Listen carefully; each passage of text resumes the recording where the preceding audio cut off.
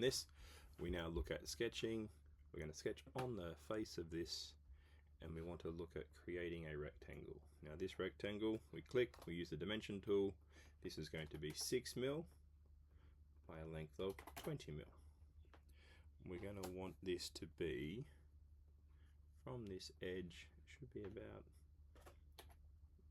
17.5 millimeters.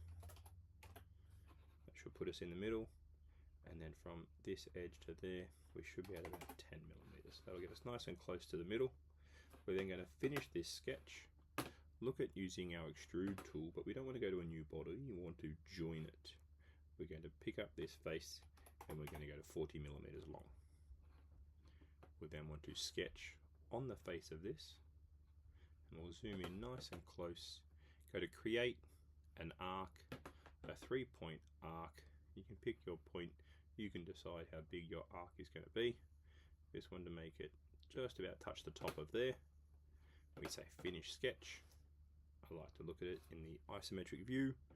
Select our extrude tool, select on one, shift, hold the next one, and this is 6 mil, so we'll minus it 6 mil thick, and then that creates our upright piece there.